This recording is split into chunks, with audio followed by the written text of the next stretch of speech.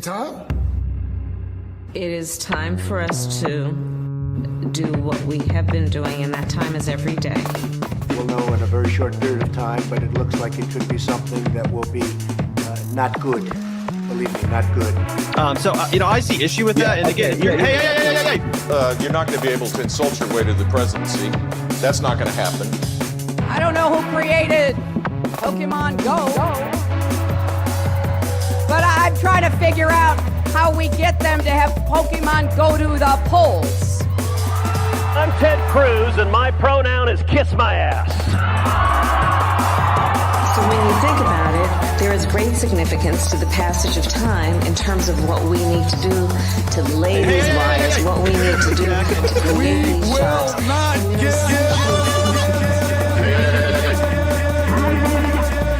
America is a nation that can be defined in a single word.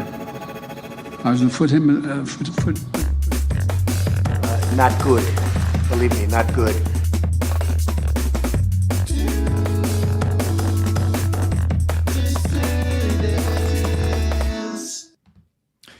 Hello, dissidents. Welcome, one and all, to a Tuesday 2 p.m. matinee edition of the Do Dissidents podcast. Keaton Weiss here with Russell Dobular, of course. Hello. How's everybody doing today? Big crowd in here today for the afternoon show. Thank you all for being here.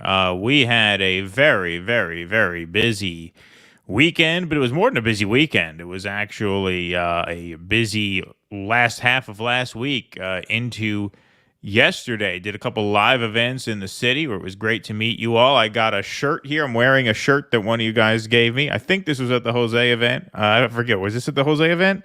The fire department shirt? We got a couple shirts from a couple places. We got two fire department shirts. We got one at the Jose event from the South Bronx, and we got one from the fire company in Coney Island. That's right. The guy who gave it to me, I said, did you know that Coney Island is my favorite place in New York City? Which apparently he didn't. We just have fans at the fire department there. Amazing. Beautiful. Well, that's awesome. It's awesome. Nice to know we have some salt of the earth working people fans there. Yeah, this is the South Bronx one, so this had to be from Jose's event. But yeah, so got some new clothes this weekend, meeting all of you. We had two fire department shirts, and then we had someone gave us a Christ is King. Christ is King t-shirt. And we got that the same day that Ellen gave us Alabama yarmulkes. That's right. Thinking about doing the 7 p.m. wearing both to really throw off the Hasbara artists. You know, we could have done that, but you know what? I'll be honest with you, okay? And this is something that you can't say for yourself, but I can say for myself. I mean, I don't think you could say this for yourself. I've actually never worn a yarmulke. Oh, no, I can't. Of course I can't say that. Yeah. You really? Never worn a yarmulke in my life. Not a single time. You've never had to go to a synagogue? Well, I've been to a synagogue. That wasn't a reformed synagogue? I mean, a couple friends of mine got bar mitzvahed. I went, but I don't think I put a yarmulke on. They didn't make you wear a yarmulke? Not to my knowledge. Then they were reformed. Not in my memory. Only the reformed savages will not make you wear a yarmulke in a synagogue. Yeah, no, I did not wear a yarmulke. And I've only been in a synagogue a handful of times, but I have never worn a yarmulke in my life. And so when I was looking at it, I'm going weird. I'm like, how does this thing stick on your head? Especially if you have hair. How do you get it to stick on your head? Because it's at an angle, right? It's not like suction. It just kind of sits there. It does have a tendency to fall off. The people who really wear a yarmulke on the regular, because they tend to be satiny too, so they just slide off your hair. People who really wear yarmulkes very often attach them with a bobby pin, so that doesn't happen. People who wear them on the regular.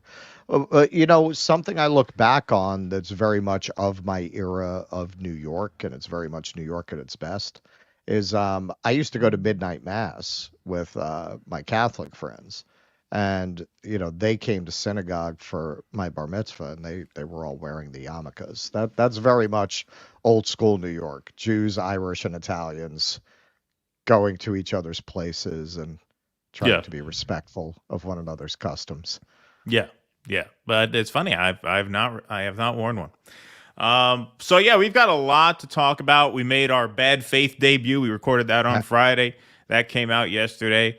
So a whole lot to talk about, but we got a couple orders of business here. 901 in the YouTube chat.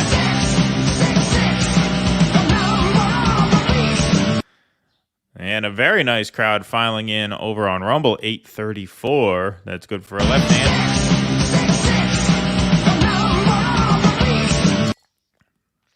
Yeah, it is very strange because we had these enormous events pending for so long. It's like, well, what do I do with the rest of my life now? Yeah, they are a ton of work, but we pulled them together, pulled them off, and both events went great. We're going to show you guys some stuff. We have footage from both the Vega fundraiser and our live show that, of course, are going to comprise a substantial part of the program. But we do have to start with some breaking news. Let's start with some breaking news from just a couple hours ago. MSNBC read the verdict of the Hunter Biden gun trial. Let's go to that. We have some of the results. If we could, Ken. I'm told we can't report it yet. The jury we're finds verifying him guilty. Count 2. The jury finds Hunter Biden guilty. And on count 3, which is possession of a firearm by a drug user or drug addict, guilty. Guilty on all 3 counts. Hunter Biden, Politico reports here, found guilty on federal gun charges. Hunter Biden, the son of fucking Scheinbach. Yeah, exactly. That was the Trump campaign statement on that. Yes, that was yes. We have exclusive audio. Yeah, exactly. Hunter Biden, the son of President Joe Biden, was found guilty Tuesday of 3 felony charges stemming from his purchase of a handgun in 2018. Biden, 54, is the first child of a sitting U.S. president ever to be convicted in a criminal trial. It's a year of firsts, a year of historic firsts. The president said last week he would not pardon his son. The jury of 6 men and 6 women issued its unanimous verdict after 3 hours of deliberations. That was quite quick.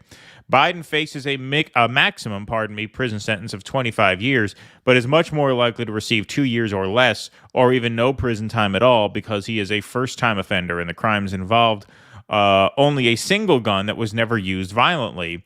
Judge Mary Ellen Noreika, who oversaw the trial, will determine the sentence. She said she expects to conduct sentencing in about 4 months. So that puts us right in October, mid-October. Biden also faces federal criminal charges for allegedly failing to pay more than $1.4 million in taxes on time. A trial that, in that case, is scheduled to begin in September in Los Angeles. Special counsel David Weiss brought both the gun case and the tax case after years of investigating the president's son. The gun-related charges spawned from Biden's purchase of a Colt revolver at a Wilmington gun shop in October of 2018. At the time, prosecutors said Biden was in the throes of addiction to crack cocaine. Prosecutors allege that he signed the paperwork at the time of the purchase, falsely claiming he did not use illegal drugs. It is illegal for drug users to possess guns, and it is illegal to lie on gun purchasing forms. Prosecutors said Biden possessed the gun for 11 days before his brother's widow, Haley Biden, found it and threw it in a trash can outside a high-end grocery store. What could go wrong? Well, I love this. A man who scavenges through trash cans for recyclables then found the gun and later provided it to police. So another instance of him just leaving something in the wrong place where the wrong person happened to come across it. You know, the Bidens should really get into the waste management business. You know, they should start handling garbage themselves. Don't leave your garbage out in public. Biden is sure to appeal the conviction. In pretrial motions, his lawyers contended that the federal law barring drug users from having guns is unconstitutional under the Supreme Court's increasingly expansive view of the Second Amendment right to bear arms. Noreika, a Trump appointee, rejected the constitutional argument, but Biden's team is expected to raise it again on appeal. Hunter Biden declined to testify in his own defense. His conviction is sure to be a source of deep pain for the president, who has long worried about the impact of the case on his only surviving son. The president fears not only that his son may be incarcerated, but also that the case could imperil his sobriety. The verdict comes just weeks before the first presidential debate scheduled for June 27th. The president will face another man who is a newly convicted felon, former President Donald Trump. It's the latest episode of a campaign season that has become inextricably linked with the criminal justice system, though the Trump campaign was largely silent during the Biden trial after years of attacks on the president's son. Yeah, another election year in America where everyone is a criminal. Everyone who could possibly win happens to be under investigation or charged or convicted with a crime. Well, this is also why it's so absurd when Democrats go after Trump's family. And I'm not saying Trump's family is any great shakes. The Biden family makes them look like the fucking Brady Bunch. It's like it's like Appalachia. In this family, you got Hunter the crackhead fucking his brother's widow. You got Biden the president ignoring his granddaughter that Biden knocked up a stripper. Hunter knocked up a stripper. Yeah, that's the story. You have all of this illicit financial activity with hidden behind shell companies and what was it in the investigation? They uncovered something like 140 shell companies that the James Biden was running all of this money through. I forget the number, but it was more than one. It was a number that there is no legal non-hiding what you're doing reason you would have that many. That's a good way to put it.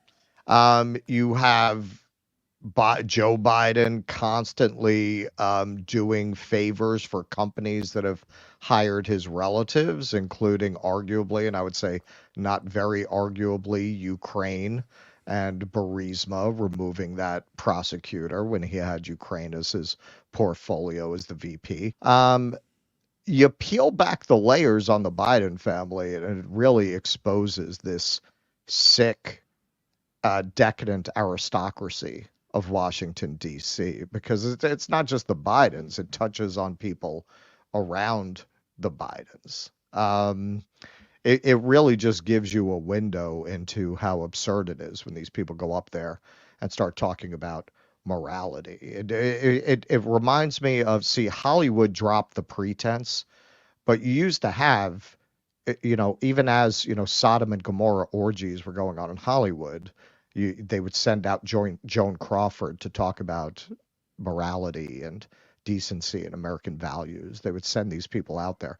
Washington still does that, and it's every bit as decadent as Hollywood was in its golden era. You just don't hear about it.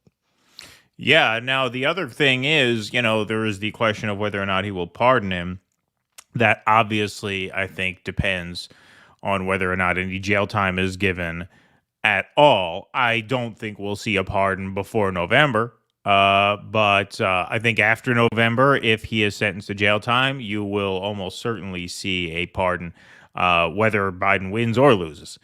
Because if he loses, there will be a lame duck session where he'll still be, in office for a remaining 2.5 months, where he could issue the pardon. And if he wins, well, he's a lame duck with 4 years left, so he could pardon him then.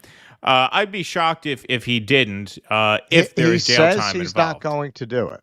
I mean, if he gets jail time, I can't imagine him not doing it. And I'll be honest with you, it's a non-violent offense. If my son were in prison for a non-violent offense and I were the president, I'd 100% pardon him. Not even a question. I would respect Biden less if he doesn't pardon him. If you don't pardon your son for a non-violent crime and you're the president, to me, you're a bigger scumbag than if you do pardon him. And that's divorcing the case from the irony that Hunter is being, Hunter has led a lifestyle that Joe Biden personally had, millions of black men locked up for. So that adds obviously another factor. Now, if I were president, I wouldn't have that on my record, right? But as it stands, he does. But I still, I gotta say, at that point, he's the last person who should be pardoning his son on drug-related charges, given the literally millions of families that have suffered because of Joe Biden's policies. And there's another thing. I always say this: Democrats who want to talk about Donald Trump being a racist, who are supporting Joe Biden, really need to shut the fuck up. This is a man you want to say, oh, well, it was 1975. It was the times. Well, okay, that excuse is never good enough for you when it's somebody who's it doesn't have a D next to their name. You'll never accept that kind of an explanation from anyone who's not in your ideological lane. But setting that aside, 2019, he opened his campaign bragging about the fact that the segregationists that he wrote the racist crime bills with didn't call him boy. They always called me son. That tells you something about how this man's mind works, that he thought that was something to brag about. They didn't call me boy. They always called me son. What? And you're going to talk about Donald Trump's racism? And that's what you're going to support. You're going to support Joe Biden.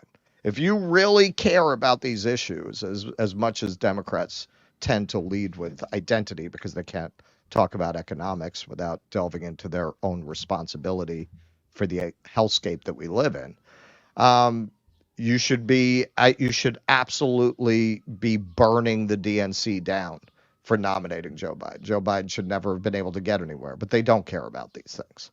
They only want to weaponize them. Figuratively, yes. Of course, yes. Yes. All right, Pat Donahue, is there any recording of the show to watch in full? Not sure if it was streamed live, but missed it. Hope it went well. Thank you, Patrick Donahue. So we streamed the live shows in New York City live for our patrons, where the link is still live and will be live forever. So you can watch the full stream there if you become a paid member. And we are going to be dropping lots of clips from those live shows free for the public in the coming days. So, yes, you will be able to see some clips here, but we can't publish everything to YouTube, first of all, because not all of those shows were YouTube safe. So the best way to see the whole thing is to become a member for just $5 a month. Pat, you give us a couple of those super chats per show. Just give us one super chat per show. Put $5 in the patron pool, and boom, there you go. That's how that'll work. No one over here says, passive patron here. Your show inspired me to make my first musical about a modern-day Jonah tasked by God to help the people of a city whose politics he hates. Should God have love for our enemy? Also, says no one. That's very much how I think of Keaton. He's a modern-day Jonah. Yeah. Who hates the people. Who hates the people, that's right. Also, the live show was great. Jesse Jett is dope. Brought someone who's never seen the show, and they had a great time. We really enjoyed the panel. Jose and Tusker were insightful. Get Ellen up there next time. Yes, that will be a lot of fun. That'd be a lot of fun. I'm glad you enjoyed the show, and it was great to meet you. I don't know, did you hang around for the meet and greet in the bar, or did you split? I don't know who no one is on YouTube, but if we did meet you, it was nice to meet you. All right, folks, we are going to get into some more Rumble rants and YouTube super chats, obviously, as the show goes on. But right now, let's look back on the past week in the lives of Keaton and Russell. We did appear on Thursday to start things off at a fundraiser for our friend Jose Vega in the Bronx. We both opened up for Jimmy, who then opened up for Jose. We put our introduction speeches up on the channel. I think it was the day after or something like that. But here are some pieces from Jose's speech at the event, along with an introduction, a rousing introduction from our friend Jimmy Dore. So we'll full screen this. This is about half of Jose's speech. This runs about 8 minutes or so. But here are some moments from Jose's speech at the fundraiser rally.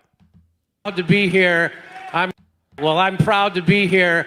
I'm proud to be supporting Jose Vega, because if there's one thing I've learned in my 58 years, it's all wars are bullshit. All wars are bullshit. All wars are bullshit. All wars are bullshit. All wars are bullshit. All wars are bullshit. All wars are bullshit. All wars are bullshit. Let's hear it for Jose Vega.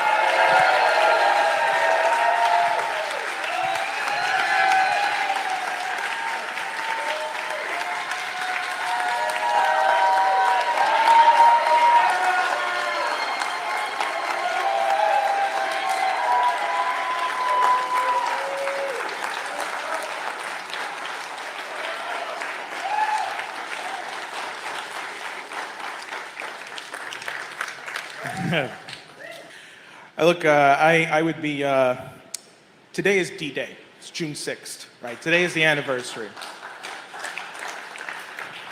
And oftentimes in history, people talk about, the battle that changed the tide of war, right? This is the battle, right? The invasion of Normandy, the liberation of France that actually turned the tide to allow, for the Allies to actually win. It was a moment in history that said, that's the moment, that allowed the Allies to win, depending on your interpretation of history. And what I see here today is that moment repeating itself right now, because this is the moment of history turning. This is the moment we actually take our country back. We take our government back to be run by independent thought. And now I've decided to declare my independent run against Richie Torres. They call this place the poorest congressional district in the country, New York 15. That's statistically true. That's just objectively true. And it's been that way for the last 50 years. And Richie Torres likes to talk about Israel more. And this is true. Somebody did the math on this. Richie Torres mentions Israel 239% more times than he does the Bronx. He's not even, he's not independent. You know who owns him. Now, here's my problem, though. I'm not running against Richie Torres. I mean, yes, his name is going to be the one on the ballot that people will try and elect. People are going to try and, fill in his name. But I'm not actually running against him, right? Because he's just an empty suit. He is a visual, disgusting metaphor for this belief that you can just buy congressional districts. That you can just, the Bronx, no one gives a shit about the Bronx, right? We're just gonna throw in some empty suit in there who can be somewhat halfway sincere sometimes, throw a bunch of money in there, and then we'll own it. We'll just own him. That's what that is. It's a visual, disgusting metaphor. You know how many congressmen there are that take over $100,000 from AIPAC? It's over 300. Over 300 congressmen take over $100,000 from AIPAC. And that's what we're fighting against here. We are fighting against an entity. It's not even just AIPAC, It's not even just the pro-Israeli lobby here. It's this entire Mickey Mat system that Ray McGovern keeps talking about. Do people know what the acronym Mickey Mat stands for? So I won't repeat it because I don't know it. No, it's military, intelligence, congressional, media, academia, think tank, the Mickey Mat system. This whole Mickey Mat system, that does not like any real serious opposition to it. And think about it, just telling the truth that there is a slaughter going on in Gaza is enough for them to spend millions of dollars to get you out of office. Now, I've been looking into why, Richie Torres just this morning had found out that he was getting millions of dollars from different PACs. But all these PACs are registered from the same postal box, same P.O. box. So 10 different PACs, all sending him the max donation, but from the same P.O. box. Why is he raising so much money in a race where he has no primary challenger? It's just me and him in the general election and maybe a Republican. What is he actually afraid of? He's afraid of all of you, actually. That is actually what he's afraid of. And that's what I mean about this being the point at which we turn history around. This is the point right here where everyone needs to make the decision to do something greater with their lives and say, you know what, can we actually fight against this disgusting metaphor that our Congress can be bought and paid for by people with big pockets? I believe all of you believe the answer is no, yes, that we can fight against this. And we proved it, actually. We just went through this intense 6-week petitioning period. Some of you flew in from Ohio, from Missouri. Lots of you took time off work. People were coming in from Jersey City, bringing in clothes when it was cold. That is real grassroots. That is spirit. That is tenacity. Or an even better example, other than the fact that we handed in 11,000 signatures, okay?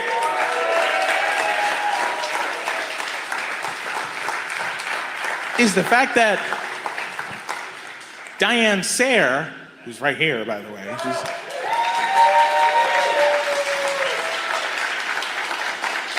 Diane Sayre, okay, had the same requirements that all the presidential candidates needed, right? So she needed 45,000 valid signatures to be a U.S. Senate candidate in New York, right? 45,000 valid signatures.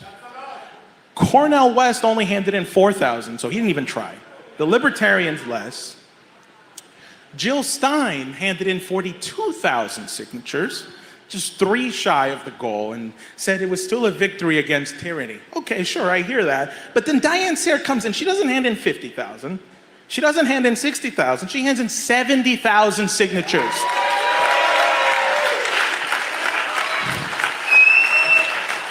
And she got on the ballot, okay? There are 2 anti-war, pro-peace candidates. And that's me, and that's Diane Sayre in New York State. That is independence. That is the tide that can turn history. Now look, I gotta be honest with you folks. A lot of people here. There's probably also some Richie Torres people here too who bought a ticket and wanted to get in. What are they here to look for? They're here to see if there's enough support for this campaign, if it's actually a viable campaign. And I want to ask you, is there enough support here for me?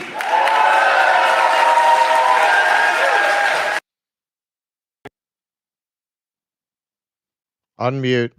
Sorry about that.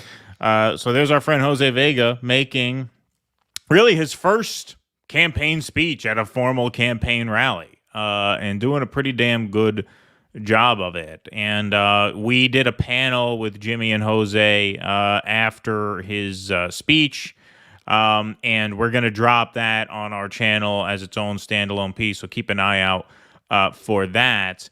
But one of the things that we both stressed, Russell and myself, in the panel is that, you know, that is a room full of winners, full of organizers, full of people who set out to overcome what was a rigged system that defeated Jill Stein's campaign. I can't even say it defeated Cornel West because, as Jose said, 4,000 signatures from the Cornel West campaign. That's not even an effort. You can't even call that an effort. So you can't even blame it on the system, because the old system required 15,000 and Cornell got less than a third of that. That was one of Andrew Cuomo's gifts. Remember how all the libs were so crazy about Andrew Cuomo?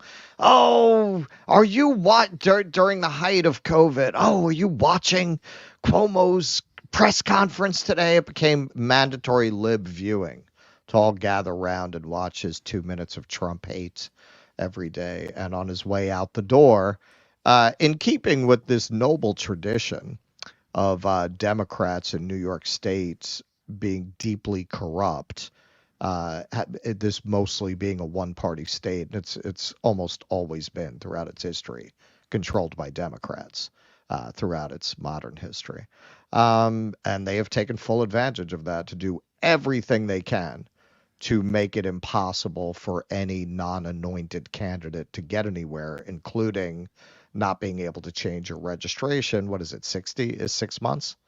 It used to be 6 months. Then they changed it to Valentine's Day. So now it's mid-February, which is still a good 4.5 months, I think, before New York votes. I mean, this year the primary is June 25th, so you still have to have it changed about 4.5 months in advance. Right, which is still pretty stiff, yeah. And those of you who were involved in the Bernie campaigns will probably remember the Board of Election shenanigans, where people specifically in areas in Brooklyn where Sanders' numbers were high lost their ballot access, got kicked off the voter rolls.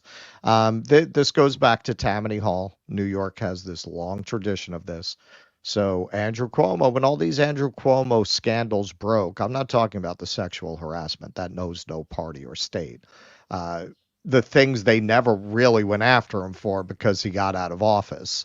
The taking the money from the hospital lobby to give to waive liability on COVID deaths in nursing homes. That's a New York classic. That kind of pay to play corruption. So yeah, of course, going out the door, he gave a little Tammany Hall style gift to the party and tripled the number of signatures you need to get on the ballot. Exactly. From 15 to 45, which definitely screwed over Jill Stein since she had 42. But if you notice, Cornell 4,000. You know, there was a little bag on the stage. I noticed when Russell went and filmed the event, there was a little bag on the stage. Drop off your signatures here. They didn't have a person there to receive it. Just leave a fucking bag out on the stage. Here, drop off the ballot signatures. That's a campaign that knew it wasn't going to be on the ballot. That's a campaign that knew it was wasting the time of the people who went out and got signatures. If you were serious about getting on the ballot, you would guard those signatures with your fucking life. The Jose Vega campaign treated those pages like they were little babies, like they were little children. Every witness had to be within eyeshot of whoever was signing, and then we had to manage it from our hands back to the table where we give it to a person who looks over it, checks it out, tucks it away. There's always a person right near there. You don't leave a bag full of ballot signatures on the middle of the stage unattended with no one around if you're serious about getting on the ballot. So this is the point. This is one of the big reasons why we support Jose. Well, they take the project seriously. A guy who just leaves a fucking bag of shit on the stage, yeah, throw it in here. That's not a serious campaign. That's a campaign that knew it had no chance. So why are you sending people out to get signatures if you know you have no chance? That's it. And that is what that has been a big division among the alternative media commentariat. A lot of that came to a head around Marianne. Really, a lot of the argument boiled down to why are you encouraging people to waste their time on this ridiculous campaign? And it's the same thing with Cornell. What's amazing to me is we put out a video of his empty crowd at his rally. And then, you think, man, they're not going to like that. He put out a video of his own empty appearance at a diner in LA. Right, yeah. Maybe he thought that was good coverage. But my understanding, and I can't confirm this because I haven't watched it, Jordan Sheridan was at the Cornell rally. And I know he took shots of the crowd because I saw him do it. He went right to the stage, got as far back as he could so he could get that whole perspective. From what I understand, he did not show that in his coverage at all. So he understood, and I understood it didn't make his campaign look good. And to your point, does Cornell even think he's running for president? Like, why would you release that footage? Right. Why would you release footage that you can't fill a diner? Yeah. And why would you have people go out and get signatures if you know you can't do it? That's so unfair. That's so unfair to do to people. And but Jill Stein, in fairness to Jill Stein, she gave it her best shot. It's just the Green Party's best shot is not good because they suck shit at organizing. That's just a fact. But she gave it a try. She came 3,000 short, which really means she came about 15 to 20,000 short, since you have to have a challenge-proof number of signatures. But okay, that was an effort. You could at least say that was an effort. The Cornell thing was not even an effort. That's just a joke. That's just a joke. That's just a waste of people's time. So with Jose, and I've seen some people in the chat, and this is true. Yeah, the LaRouche people are serious, man. They're serious. Like, could he have done that on his own if he did not have them backing him? Absolutely not. I said during the panel, I'm not going to offer really an opinion about them because I've had a million things to look at. And it's very difficult to really delve into something like that. There are certain subjects that are very difficult to research because you can only find writings about it from extreme partisans, pro or anti. China is a very good example of that. It's very difficult to find objective, nonpartisan research in either direction about China. It's the same with the LaRouche movement. It's very hard to really research it if stories not being told by pro or anti LaRouche people. One thing that came up in the live show that I think works well for Jose as a candidate, there's this anti-American tendency among certain sectors of the left. There's this baseline assumption that America is nothing more than the sum of its sins. and it's almost inappropriate to talk about anything good that America accomplished or anything good in its history. One thing I can say I've picked up on from talking to these guys, they're not coming from that school of thought at all. They're not coming from that. And I think that's important because I hate to tell you this. Running as someone who hates the country you're trying to get elected in is really not a winning strategy in most places. Yeah. Unfortunately, most Americans like America. I wish that weren't true, but it is true. Yes. So I've been saying, really, just like we talk about socialism with Venezuelan features, socialism with Chinese features, we need to talk about socialism with American features. We need to look at the best parts of our past, the best parts of our intellectual tradition, embrace those, celebrate those while acknowledging the legitimate and horrific sins that we've also committed. And we need to come together to make something better that is rooted in the best of our traditions, not that is being presented as a repudiation of it. You should really, if you want to push a more fair economic system, you should be pushing it as completely consistent with American tradition. Right here in New York, they seized the land of a lot of the loyalists after the revolution and intentionally sold it off in affordable lots to middle-class merchants and working-class people. There's still a house down in Chinatown, the Edward Mooney House. It's the oldest house in Manhattan. It was sold to a butcher. So the idea of these kinds of redistributive policies as being anti-American, that's not true. That's the argument you have to make. Exactly.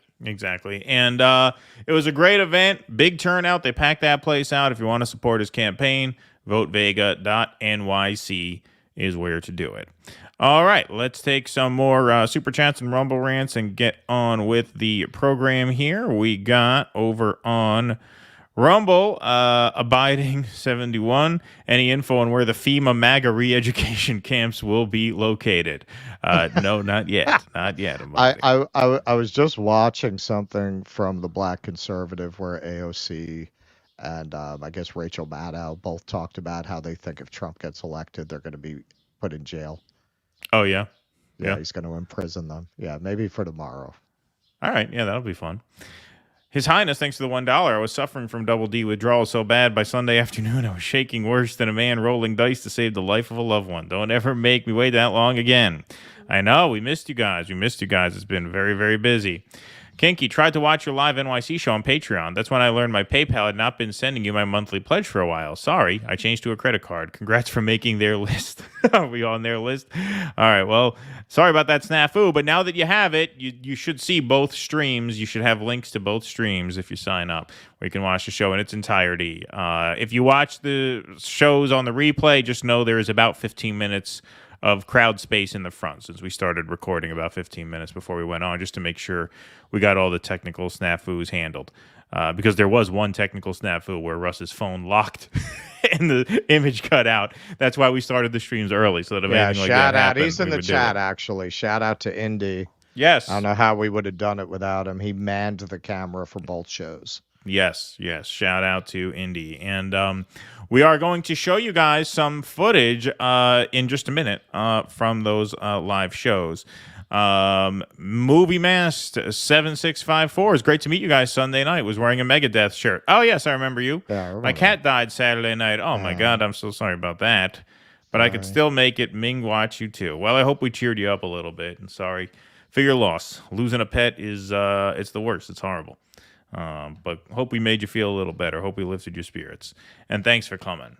From you. Rambo, First Blood. I'm still mourning my cat. He's been dead for like 2 years. Yeah, it's tough. It's really tough. Yeah. It's terrible. From Rambo, First Blood, do Dissidence. Those guys are real badasses. Yeah, thank you.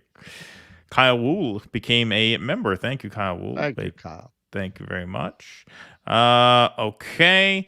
Let's go to our next segment here.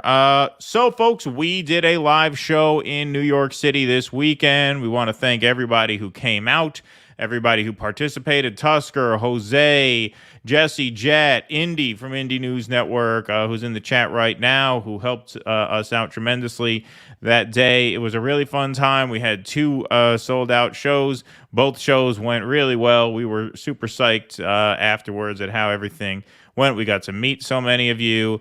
We put together a little supercut of some highlights from the live show that we'll play for you right now. We are going to play a full song from Jesse Jett from his opening set, and then some bits and pieces from some segments throughout the 2 shows. Like I said, we will be clipping a lot from these shows, including full songs by Jesse Jett and full segments for the channel. But this is the first that anyone's really seen of most of this stuff. And so we will sit back and full screen this again. This is about 13 minutes of highlights from the live shows. We hope you guys enjoy. We'll talk to you again soon. Yeah, let me just say before we go into it, you all know I came out of theater producing. That's really my background. And I always wanted to be platforming people like Jesse. I really wanted to be platforming artists like that. But during the years I was active, there was no audience for it. Right. There really wasn't. People were too fat and happy. Like, people were not very political. You couldn't really do this kind of thing. So it was very important to me that we host some activist artists and platform that, because as you know, if you watch the show, I think I really go back to a revolution without dancing is a revolution not worth having. The legacy arts community, for lack of a better term, you might as well have like Rachel Maddow and Joy Reid put on a show. They have absolutely fucking nothing to say. But when I see people like Jesse Jett, people who are activists first, whose incentives are not getting a contract with Comedy Central or being on Saturday Night Live or some shit, or, you know, touring with Taylor Swift, like people who are first activists.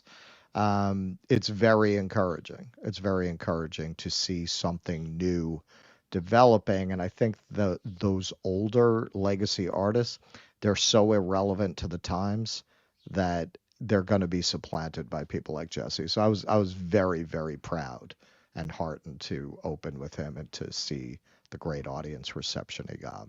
Yeah, it went great. And I think I even have this in this montage here. He says when he comes on, it's nice to play for an audience that knows what they're in for, right? Yeah. You don't just show up for a random gig of an apolitical audience who's going to feel challenged inappropriately, like you're quote unquote, confronting by it. them, Like you're yes. confronting them. Exactly. All right, so let's watch some highlights for the live show, and we'll talk to you guys again real soon.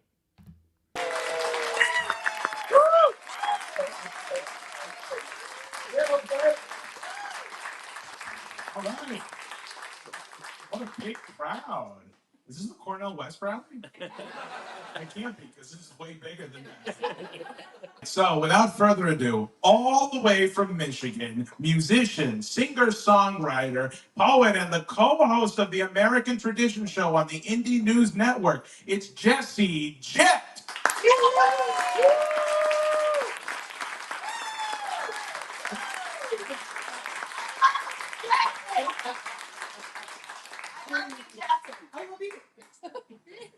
All right. Well, I want to thank the guys from Dissidence for having me. This is a really fun and surreal opportunity to be a part of. It's always fun to play this kind of music for people that know what they're in for and what to expect. While we're grasping at ghosts, counting backwards from fire, counting backwards from fire, counting backwards. Count back from 5. The theater on fire, the cast on strike. Studio stock starts taking a dive. The contract's tossing and gone with the tide. Heads and execs say our hands are tied. We can't pump this track and treat you right. But what do you expect from the industry type who survive by the leeching of bodies and minds? From those who original thoughts never seem to find. So they're gonna reboot ALF before your wages rise. And it gives cause to pause and reflect on the times. If they're losing control of their fools in their minds, when all those obedient actors who grew their careers by averting their eyes are now holding the line. Along with the authors of countless scripts, strengthen the hand of the corporate grip, squeezing our throats to take the pen and we accept and consent to the corporate drip. Until you're all up to date on your pharma du jour, till you got a healthy support for the war on your lips. And now you know that the advertisers need more than a rerun summer full of flashback clips. Enter the scans from the year before, all the days of de-aging and mapping the face, or the links of the chains that will bind them in place. And all of those shows are so easy to make. With a drone you control that needs no break, it can bend, it can break, it's cheaply replaced. And if up-to-date films all in one take, now those studios bank on us doing our duty, unhinging our jaws and digesting the fakes. Because they know that we'll love how synthetic it tastes. Watch as they edit your features without any trace. Not that there's anything you could do anyway. Watch as they show you a movie that you saying shit you would never say. Dystopia boldly accelerates. Maybe you're only a mold, something to fill with a clone, something that Elon would celebrate. Something they own, something they program and code, something that's woefully able to know it's examine it. Because it doesn't feel touch over top of the laminate. You will not feel an emotion, but they will not scan and examine it. You and the other consumer contaminants fed on the federal diet of Kiev, Havana, and Tiananmen. I cannot be the only one weighing the pros of abandonment. I can't be the only one weighing the pros of abandonment. Where did you think we'd go? Love, there's nowhere to lie. I guess it's not who you know, more it's what you can hide. Like we're chained to the floor, and they're streaming us alive while we're watching the war, counting backwards from 5, counting backwards from 5, counting backwards from 5.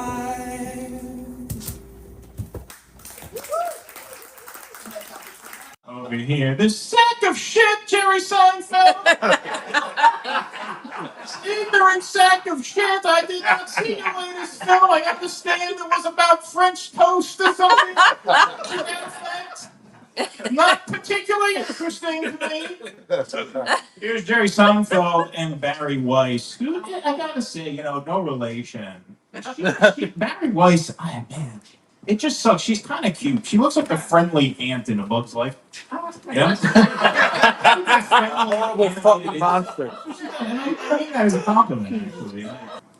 Everything feels politicized right now. Yeah. And so you yourself have become politicized in a way. A little bit, yeah. A little bit. Why? Because I posed with an IDF soldier holding a machine gun and murder Palestinian chosen fantasy camp. I don't understand that.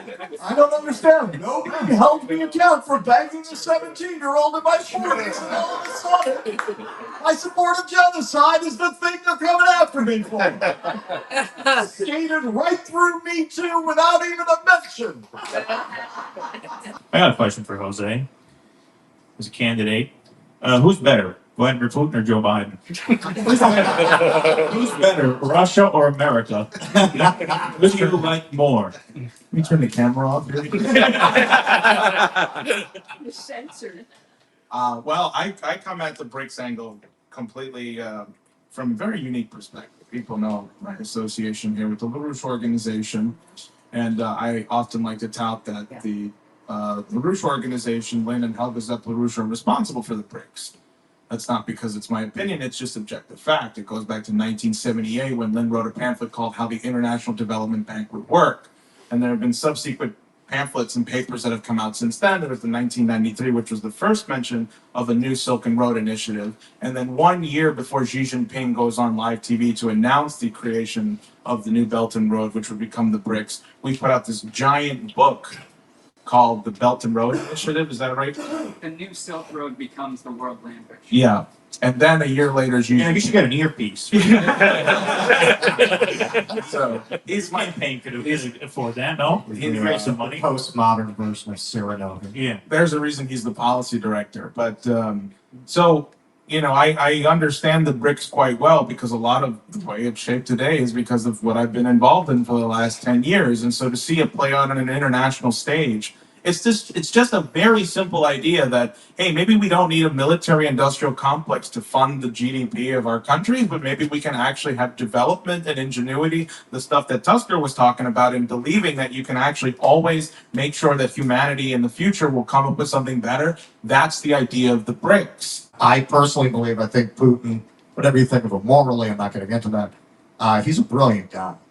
And I said from the beginning of this war that this was part of his overall 4D chess move.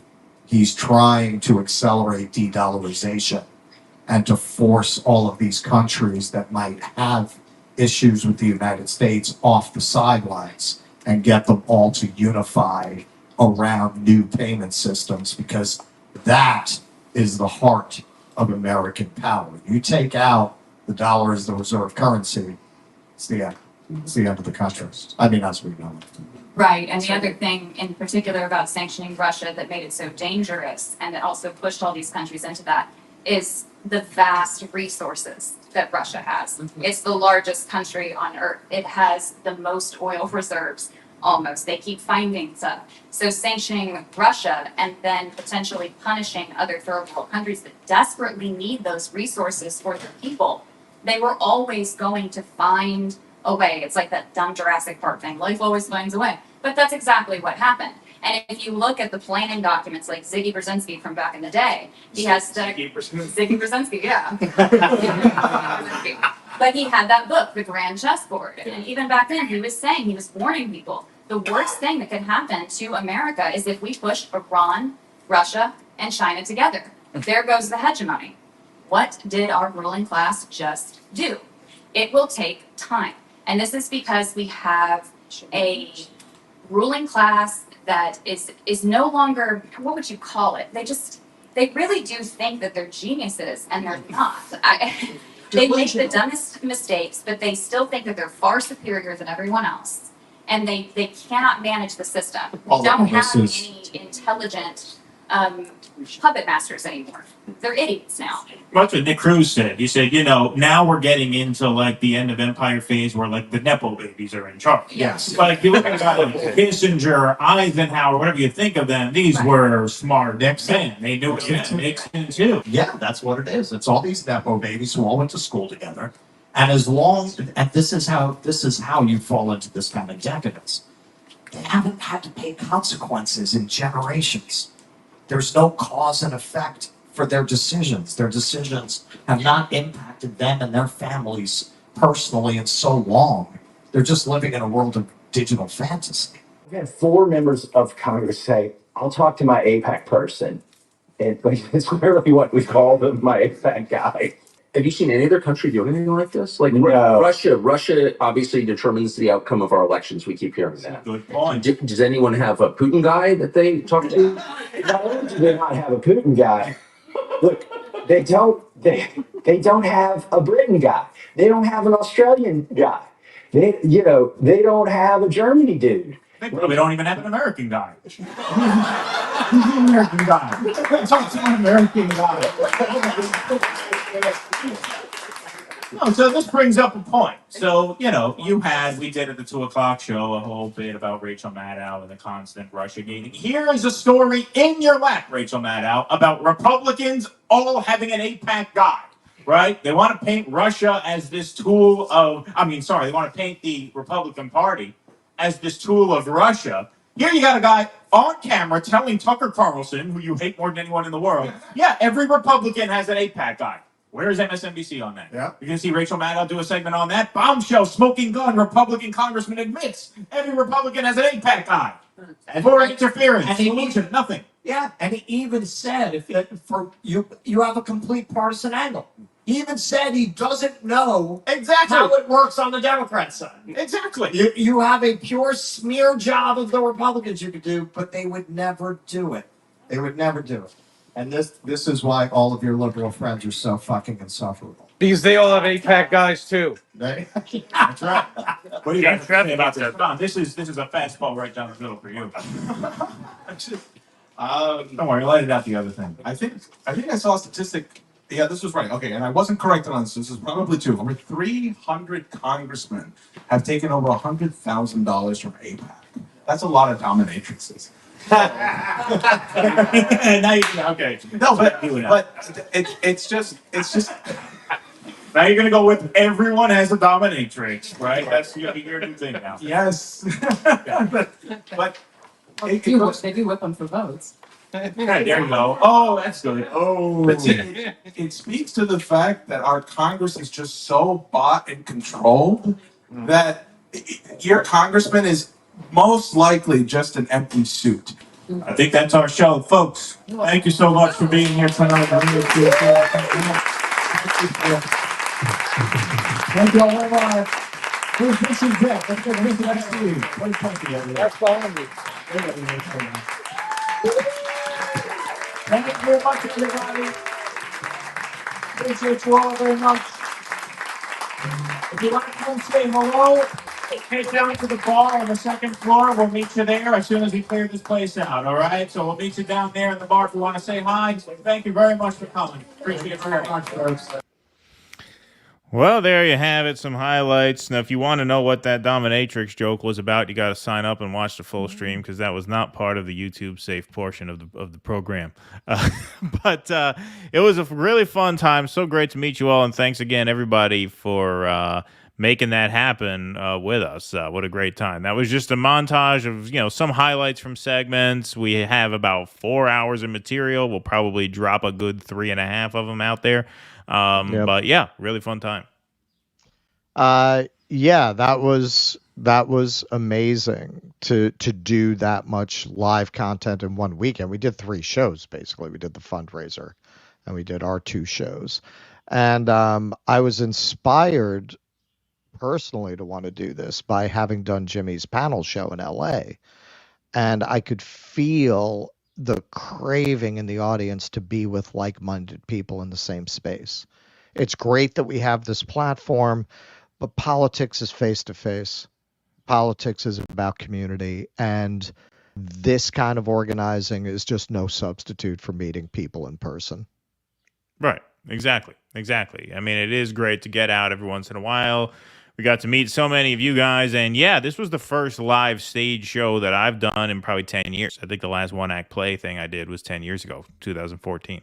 So I haven't done like something like this where we've had to organize it and just like put together an actual like stage performance in a long time. And we did 2 in one day. Because there were different stuff at each show. A couple of you guys came to both, so you guys know that. Even Jesse picked different songs to do for the 2 and the 7, so that we didn't have any repeat for the people watching at home and for people who came to both shows. But yeah, no, it was a lot of fun. For those asking where that was filmed, it was filmed at the Producers Club in New York City, which one thing we will do different next time, I think, is we'll block off some seating so we can mount more than one camera to get a little bit of a better shoot, because we were expecting to be able to mount a camera in addition to a packed house, but really, as 2 veterans of theater, especially New York theater, we probably should have anticipated, oh no, of course, in an off-Broadway New York theater, you use every single inch of space in the theater to put seats in. Like, there's no such thing as an extra, oh yeah, there will be 2 extra feet in there to put a tripod up. That's what we're thinking. Of course there's not going to be 2 extra feet. If there were 2 extra feet, they'd put another seat in. That's the way New York theater is. No, I mean, the real problem was the sound just sucked. The sound sucked, and B, I didn't think through the fact that StreamYard has no Zoom capacity. Right. So you couldn't really shoot it from the back. My plan was to shoot it from the back, and that would have been fine. We would have just stuck it behind those seats, and that would have been it. But it couldn't be done that way. The sound was terrible, and you couldn't zoom in, so you couldn't get a good view of the stage. But yeah, our next live show should be election night, which right now we're trying to figure out the venue. But there are no venues we're looking at that will not be easier to film in than that one was. Oh yeah, no, of course. Any kind of bar or space will have a lot more room than an actual theater. And election night will be at a bar restaurant type space because that'll be an all day, all night hangout. That's going to be probably a 7 or 8 hour show, starting 6:30 till that's whenever going to be they call hardcore. it. Yeah, that is going to be pretty hardcore. But once again, thank you to everybody who did come out. It was a really wild thing to do, and we appreciate everybody who came and everybody who helped us out. And like I said, if you do want to watch the full streams, those are up on Patreon. So that's a good time, I think, now to pause for a word from our sponsors. If you want to watch those full shows in their entirety, they were each a little over 2 hours between Jesse's set and ours. You can go to patreon.com/DoDissidence and become a member. You can also go to dodissidence.substack.com and become a member, or you can join our locals at dodissidence.locals.com. So here's the link for the Patreon. You could also join our Substack. The Substack link is up here, dodissidence.substack.com. That's easy. And our locals is super easy, especially if you're watching on Rumble right now. We have almost 2,000 in the Rumble chat now. dodissidence.locals.com, or you can hit that bright red join button right underneath the video player if you're watching on Rumble. That takes you right to our locals, where for just $5 a month, you get your name up in lights here on the supporter scroll. You also get call-in access to our weekly post-show Q&As. You get bonus live streams every month, and now, forever, those streams will be available to rewatch of our live show in New York City. It is because of our patrons that we were able to build the project up to the point where we could fill a 68-seat house twice in one day in Manhattan. So you guys really are the backbone of the show. Everyone who has supported us, you are the ones who made all of that doable this past weekend. And so we thank you guys very much for your support. You guys are the backbone of the program, as we always say. Let's go to some more super chats here. Tony B, stand up straight. Russell, buy a box of Vivarin. Is that caffeine, or is that a height reference? We had a lot of height references over the course of this weekend. We did. But, Russell warned you guys that I was tall. He said, Keaton looks smaller on screen than he is in real life. I think it's because I sit a little further from the camera. So maybe I look smaller. Maybe because I'm sitting a little bit further away. But yes. And I warned you that I'm short. That's right. He set you up. He set you guys up for a lot of the comments on the Jose speech video was about how I'm really tall. That's what they said. They didn't say much that you were short. They said I was tall. But I don't know what the average. I mean, there's been some of that. It's very funny that you say that. We're actually. We were thinking of that. Yeah, we were actually thinking of it. We are definitely. We're going to reach out to them and see what their deal is. I've thought about this and I've kind of said it directly. It's definitely part of why I have limited tolerance for efforts to force society to orient itself around how you happen to be built. Hey, most women prefer tall guys. I do not insist that society make shortness an ideal and put short action heroes in all the video games. That's life sucks. Get a helmet. I learned to sling a good line of bullshit. I've done fine in that area. Figure out what your strengths are and lead with that. Well, what it is, we happen to be in a situation where, neither of us is, especially tall or short. I'm slightly above average in the height department. You're slightly below average in the height department. So people think, wow, Keaton's a giant and Russell's tiny. Put us together. Yeah. We're very avid and custom. We're only about, 6 or 7 inches apart, I think. Well, I'm 6'1", and what are you, 5'5"? Yeah, 5'6"? you're not, freakishly tall. No, you just 6'1". Look freakishly tall next to me. Because what are you, 5'5", 5'6"? 5'6". All right, so we're 7 inches. That's not bad. But it looks different on camera. It definitely looks exaggerated on camera. Yes. Sparky, Newsom Kushner, 24. Thank you, Sparky. America, it's got potential. Thank you, Sparky. Yeah, it's a good slogan. It's got potential. I like that. It's America, got potential. Let's workshop it. Let's workshop it. Yes. Let's workshop it and circle back. Yeah. Doc Durkin, thanks for the $5. You guys are making me proud supporting Jose in your way. His authenticity is healing the sting of AOC's, in retrospect, corrupt campaign and rise. Well, thank you, Doc Durkin. Appreciate that. This is from Stoop Sign. I'm sorry your name got cut off here, but you really pushed the character limit. At 18, I like this one. At 18, I visited a friend at MSU and got a LaRouche mag, read it, then went to a party and got a blowjob, got away with a DUI at .09 and went to Dunkin' with cops to sober up. LaRouche pack for the win. There you go. That's well, there you go. Well, maybe Jose can incorporate that into his campaign literature. Yeah, right, exactly. Exactly. A LaRouche organization self-help guide. Yeah. If there's one thing the people of the Bronx like, it's a good blowjob. Yes, indeed. Indy left. Hey, Indy. Shout out to Indy. Everybody go subscribe to Indy News Network on Rumble and on YouTube. Big balls to take the risk and put on a live show in NYC, guys. Big credit. Thanks for inviting Jesse. And there's the link to Jesse's stuff where you can find in a YouTube playlist. Thank you, Indy. Appreciate all your help, and Jesse and everybody. Yes, please go check out Jesse Jett. American Tradition is the name of the show on Indie News, and you can find his YouTube playlist at the link that I just put up there. Watch the Sunday shows from home, says Dr. Durkin. Really fun time, and going to have to go watch again to fully appreciate. Thanks for all you're doing. Thank you. Thank you, my friend, very much. Let's see. Watched your Bad Faith appearance, says Charles Schaefer. Best of that podcast I've seen. Couldn't help but notice Russell seems to have developed a taste for toenails. That's a good one. well, it's a cure for impotence. No, I've seen a lot of people, obviously, and rightly so, talking about that.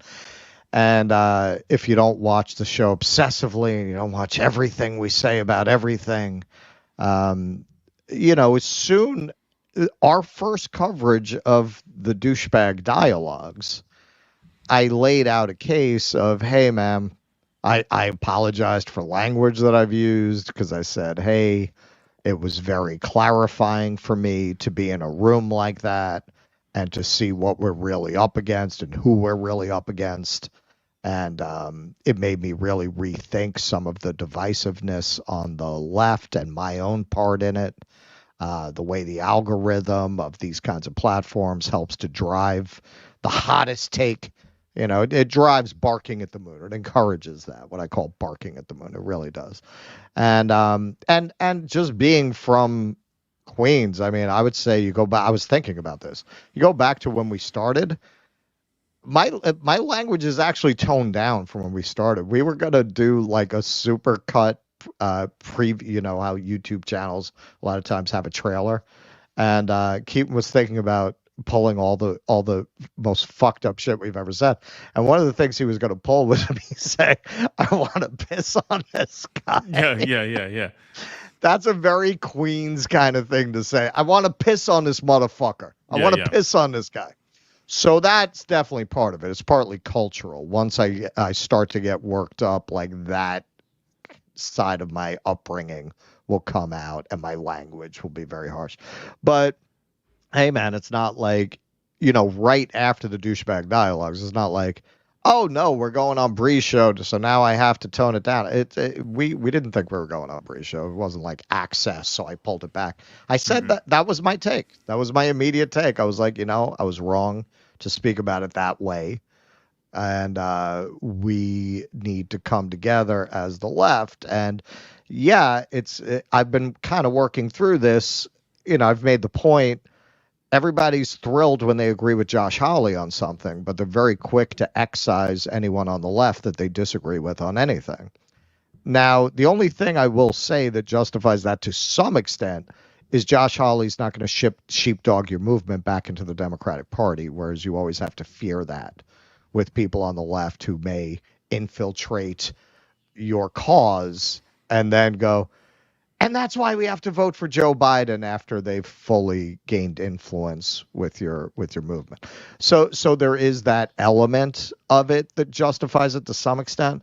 But come on, man. All this fighting, all this. Honestly, I've seen since all this happened, you could tell who the healthy people are because they're the ones saying, wow, glad to see people on the left coming together. The people for whom politics is not politics, it's a psychological tick being expressed through political language projects and framework. Those are the ones who don't want to take yes for an answer. Those are the ones who don't want to see a reconciliation, who don't want to see people bury the hatchet and come together around common causes.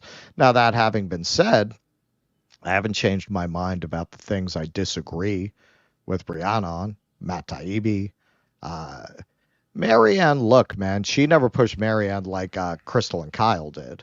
And in the end, you could argue she's the one who really put the final nail in her campaign with the interview she did about Zionism. But yeah, she's coming on Sunday, and that's definitely something we'll discuss. But you know what? We'll discuss it in a respectful way as people who agree on 98% of things, and we'll discuss the things that maybe we don't agree on, and maybe we'll walk away not convincing each other of certain things. But, you know, that doesn't mean you can't work together on the other 98%. And I think we do too much of that. And I've done my part to encourage that kind of a tone. And I've been trying to do better, doing better.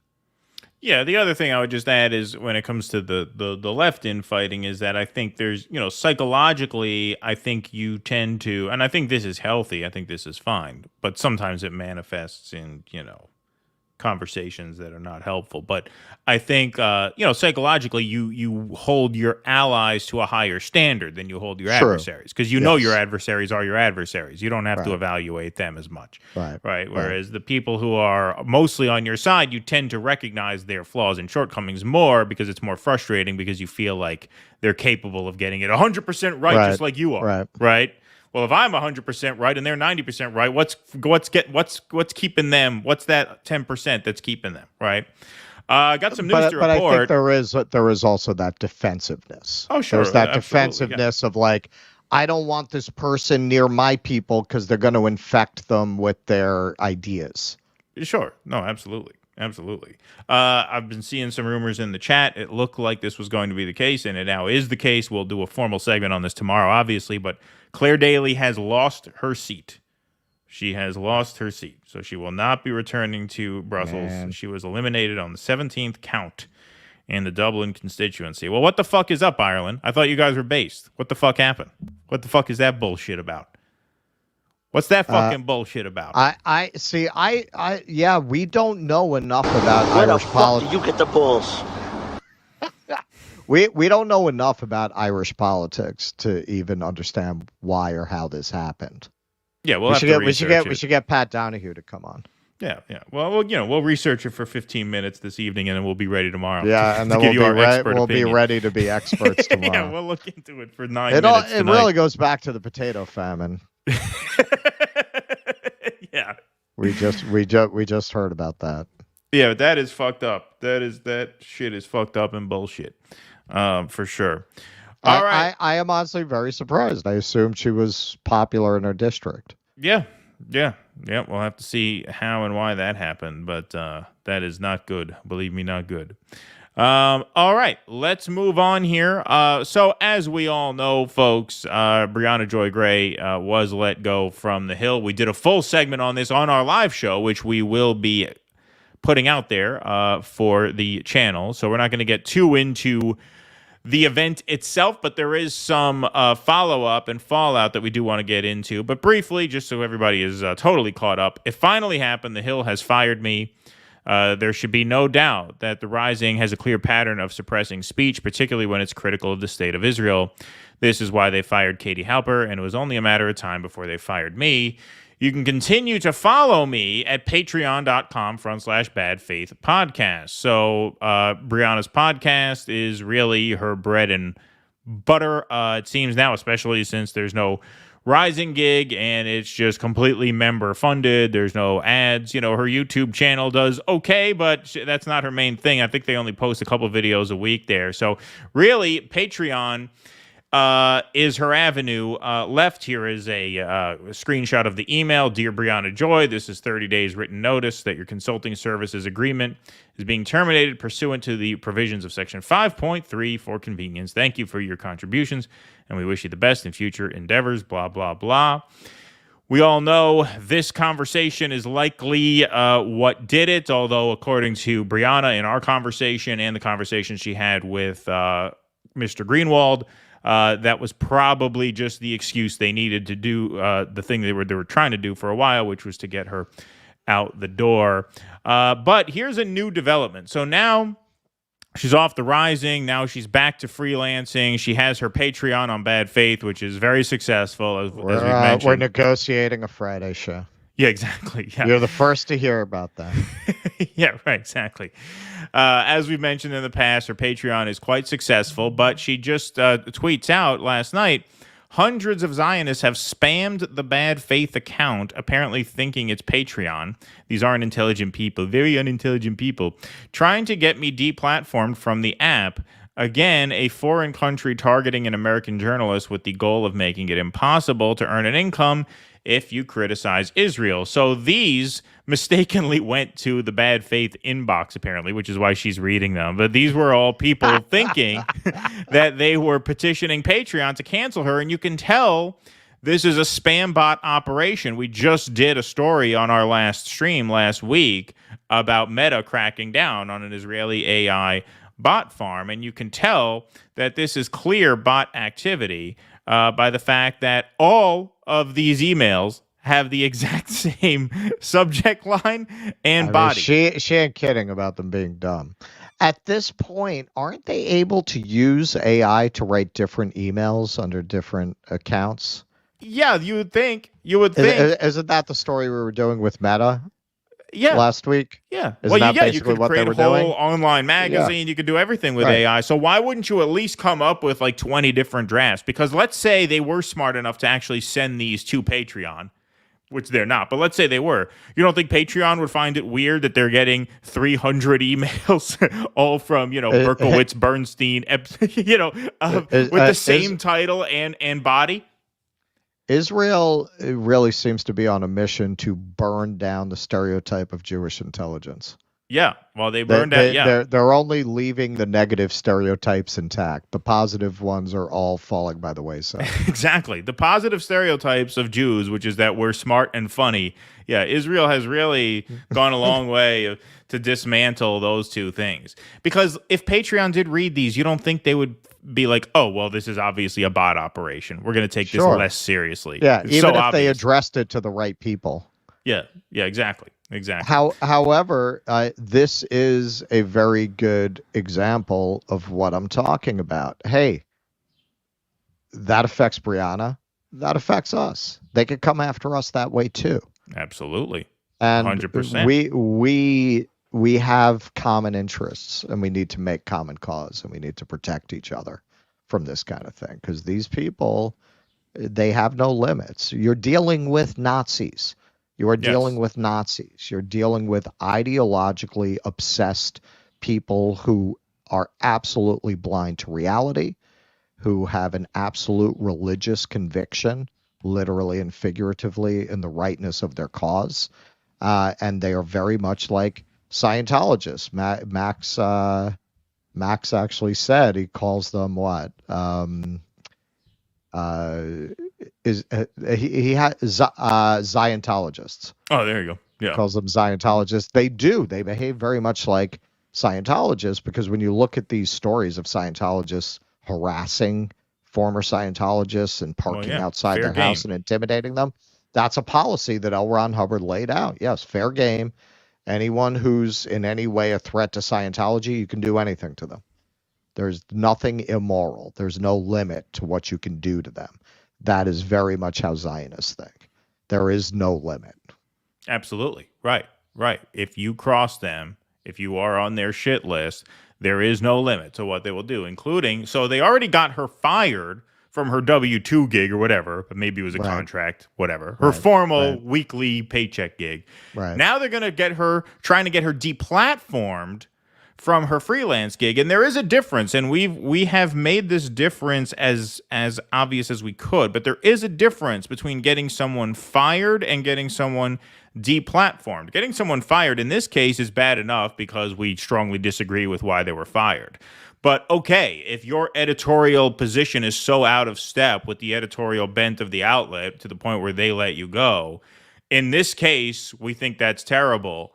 But that is an outlet exercising a control over its editorial message. That's different from deplatforming someone. It's different from saying you don't have the right to publish on this platform, i.e. Patreon. Because now you're not just talking about the editorial bent of one enterprise. You're talking about a platform, a forum that exists ostensibly for people of diverse viewpoints, and you're saying, accept that viewpoint. We want to take you down for that. That's what they're trying to do here, from firing to deplatforming. So here's the message that these geniuses all sent in, at least some of it. It's pretty long. We're not going to read the whole thing. But this is the form letter they've sent over 100 times. Notice how they're complaining about me relating basic facts about Zaka's lies that have belatedly been reported out by mainstream news organizations. Zionism cannot survive with free speech, so they suppress it. We're going to get into that in a second, but I want to read the first half of this email or so. Dear Patreon, when Hamas is talking about eliminating Israel, it's talking about ... not killing all the Jews. It's about ... eliminating the idea of a Jewish state. These are the words of one of your creators, Briahna Joy Gray. You recently platformed Gray. You've been platforming Gray for many years now, who is hosting the Bad Faith podcast on your network. As you know, Ms. Gray was fired from The Hill, where she co-hosted a news show after she mocked the sister of Israeli hostage, Romy Gonant, for stating, "I really hope you specifically will believe women when they say they got hurt." She did not mock her at all. She gave a very, very subtle half an eye roll. We litigated that on the show. You can watch it if you want. Since the terror events of October 7th, Gray has engaged in constant anti-Jewish propaganda, referring to the terror organization as Hamas. Gray stated, "Violence is not a violation of international law." She, like many of her followers... It is not if you're resisting occupation. Yes. Now, there are, like I said, those acts of resistance are governed by international law, just as any other act of war. Yes. So we're not saying that war crimes were not committed on October 7th. No. They absolutely were. No. But again, they're not going to put that context in there, not to any of our shock.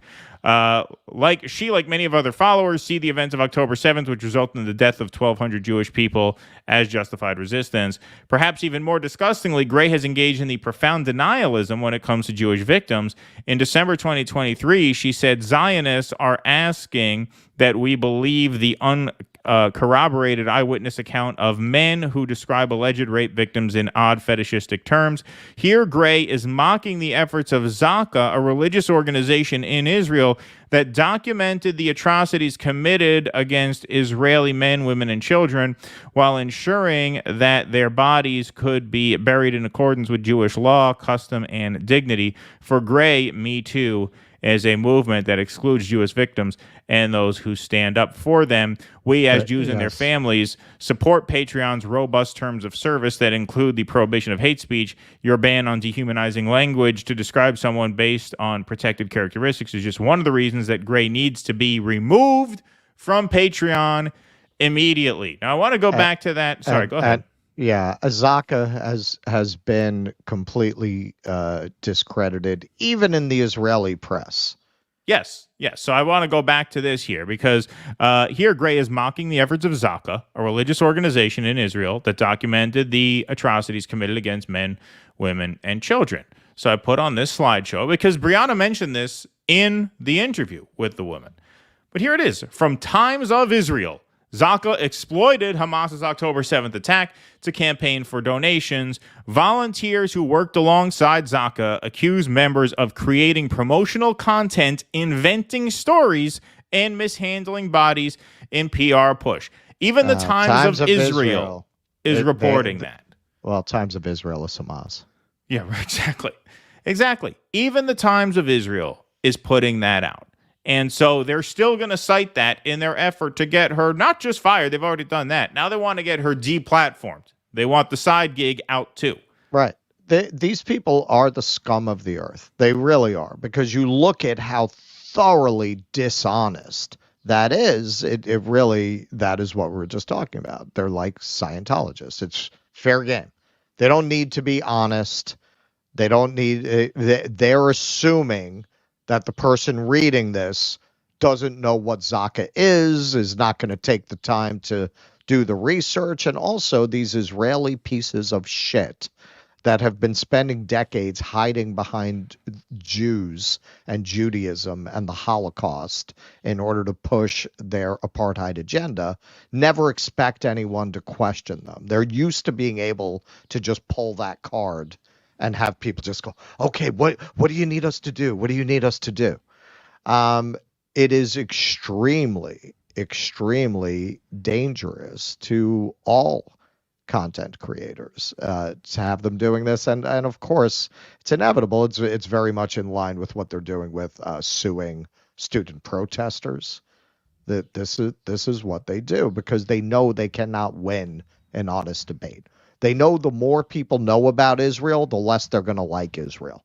They have to stop people from talking honestly about Israel. This is very much a case of what Benjamin Franklin said: if we don't hang together, we'll hang separately. All creators need to come together around things like this to protect each other. Absolutely. 100%. No doubt about that. His Highness, you should host your election night show at the Javits Center. We know Hillary won't be using it. That would be the best troll ever, but that's extremely expensive. Yes. Yeah, they're not letting us within 100 feet of the Javits Center, I promise you. Yeah, but that would be the best troll ever, to do an election night live stream from the Javits Center. That's funny. Yeah. Okay, what did I just do? Did I get rid of that? I've learned something important in my life. There's only one person you will ever meet in your life who you'll agree with 100% of the time: yourself. That's true, and that's if you're lucky. That's if you're lucky. Yeah, yep. Right. SB, if you want communism with American characteristics, you need to get on Midwestern Marx, Jackson, Hinkle, or Haas. It's been their talking point for a bit. Yeah, Midwestern Marx has been in touch with us. Tusker told me that. Yeah, and Midwestern Marx has been in touch with us fairly recently, so maybe we will. Yeah, we should have together. Him on. Yeah, that'd be fun. Yeah, that'd be great. Ahmad Abdelkader, thank you for becoming a member. Appreciate that. That's very kind of you. Let's see here. Why not do another show in September during Scott Ritter's big anti-war protest in Kingston, New York? That would be fun, actually. I mean, I live pretty close to Kingston. That's kind of halfway between Albany and the city. That might be a fun thing. Would we get people there though? I don't know. I mean, we got a decent Hudson Valley audience. I mean, I'm from the Hudson Valley, so we got some decent Hudson Valley audience, I think. So yeah, maybe. We'll see. Maybe we'll think about it. We'll table it. Thank you, Kinky, though. At the very least, I'll go to that. I mean, that's pretty near me. Scott Ritter lives in Albany, actually, as I understand. Putin's put Russia and the global majority on the right path because of smart reactions to Western leaders' ignorance and idiocy. They laid it all out for him, de-dollarization at all. It wasn't planned. Thank you, Sparky. Russ, was that a copy of Jodorowsky's Dune I saw behind you? Well, this is the fiction shelf, right? No, this is we're in the fiction room, so this is more classics, Moby Dick, Toni Morrison, that kind of thing. This is my sci-fi horror section. So this is where you'll see Dune and you see Game of Thrones over there. You'll see things like that on this side. But no, that's Dune. I had the poor judgment and I don't know, the love of the series to read those fucking terrible sequels that his son collaborated on posthumously, and they're not good. Believe me, not good. That's what you're seeing there. Maybe that's why you think this is Sandworms of Dune. It's one of those sequels that was not written by Frank Herbert, and they're not good. There are 6 Dune books. Forget about anything that came after. Pat Donahue, the media did a number on Claire Daly for Ukraine and made her out to be a Putin puppet. People here very pro-Ukraine. She just missed out, and I voted for her. Oh, interesting. Yeah, well, that's definitely on the list for tomorrow. Dave Morrison, Showcare, mentioned this too, actually. Guys, I wanted to stick around and have you sign my sign. I know, man. I was surprised you weren't there. Last I had to catch the bus at 31st and 8th to Boston. That's what happened. All right. I had to run out and catch that bus. Regarding Claire Daly, sadly, there's a rise in far-right populism in Ireland right now. Thank you, David all over Morrison. Europe, we're caught. Well, yeah, I mean, I guess that'll be part of the story because we're gonna cover the EU Parliament elections tomorrow. Yes, tomorrow we will be doing that for sure. Doc Durkin, listen to Ralph Nader, who had Reverend Barber talking about June 29th, D.C. March and new book. Mostly positive, but had vote for Democrat undertones, e.g. Trump bad, Biden good. Interesting. All righty, let's move on. We got a couple more stories left. Russell, this one is yours. You want me to put this one up here? All right. So my read of this. So you're having more and more of the moderate opposition trying to resign from the cabinet and express opposition to Netanyahu. I go back to Elon Papi. There's no such thing as a liberal Israeli, but they're trying to save the whole Israeli project. I think this is why they're trying to distance themselves from Netanyahu. I think they're starting to realize the only play here is you got to try to convince the world that Netanyahu was our Hitler and we're just Germans. Right. Benny Gantz and Gadi Eisenkot, centrist members of Israel's war cabinet, announced on Sunday night they would resign from Prime Minister Benjamin Netanyahu's emergency government, deepening the country's political turmoil as it struggles to manage global fallout from the war in Gaza and escalating hostilities along its border with Lebanon. Quote, "Unfortunately, Netanyahu is preventing us from achieving real victory," Gantz said in a televised primetime broadcast, making the case that new leadership was needed to steer Israel through its widening crisis. Netanyahu had made empty promises of total victory, he said, rather than crafting a day-after plan for the war in Gaza, acting decisively against Hezbollah in the north and working toward a ceasefire and hostage release deal with Hamas. Netanyahu reacted before Gantz had even finished speaking, posting on X, quote, "Israel is in an existential war on several fronts. Benny, this is not the time to abandon the war. This is the time to join forces." Gantz is considered Netanyahu's top political rival, regularly besting him in public opinion polls when Israelis are asked who is best fit to lead the country. Though his resignation does not immediately threaten Netanyahu's coalition, it could lead to a political chain reaction, analysts said, and embolden the prime minister's many critics at home and abroad.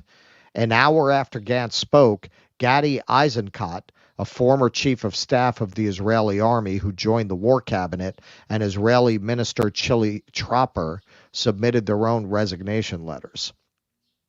Quote, "We have witnessed that the decisions made by the government and by you are not necessarily motivated by national considerations and the good of the country," Eisenkot wrote to Netanyahu.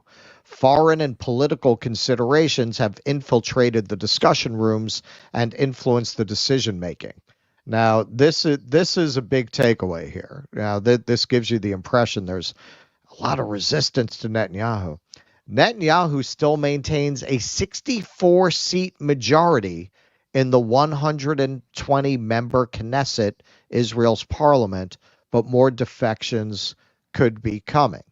So when you're told Netanyahu does not represent Israel, well, how does he have a 64-seat majority even with a wave of defection? So what was it before? 68-seat majority before these resignations?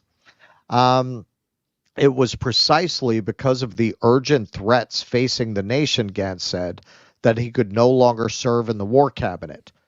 Quote, "Fateful strategic decisions are met with hesitancy and procrastination due to political considerations," he said Sunday.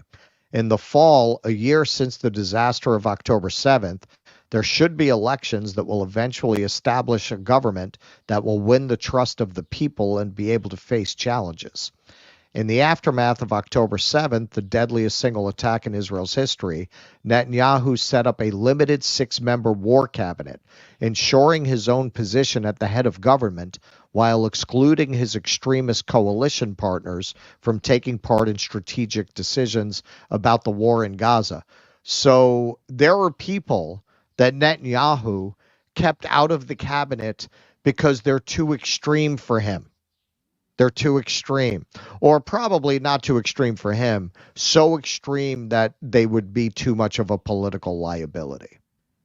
The participation of Gantz and his party, quote, gave a broad swath of Israelis a higher level of confidence that critical wartime decisions were being made with moderate voices in the room and broad national representation rather than narrow political interests, said Yohanan Plesner, president of the Israel Democracy Institute, a nonpartisan Israeli think tank. A recent IDI poll found plummeting support for the government across the board, Plesner said, and he expected Gantz's departure to further fuel public discontent. Nationwide protests have grown in recent weeks, led by hostage families and their supporters who fear time is running out for those still inside Gaza. Gantz delayed his announcement by 1 day following a dramatic Israeli military operation on Saturday, which rescued 4 hostages from Gaza and spurred celebrations across the country. And killed 274 civilians, but the Washington Post doesn't mention that. I was just going to say, again, Israelis increasingly, as they're starting to understand the level of international isolation they are facing post-war, are increasingly trying to hang it on Netanyahu. But in the end, these people celebrated in a spirit of national unity in spite of 274 Palestinians being killed for the rescue of 4 hostages. Who they could have gotten back without killing any of them, because a full hostage release was on the table months ago. Right. Exactly. So when they tell you this is all Netanyahu's fault, which I think this is not the beginning of it, this is the middle of it. This is we started really seeing that push about 2 months ago to blame everything on Netanyahu, and try to in that way preserve Israel's ability to function on the world stage. This is kind of the second act of that effort, I think.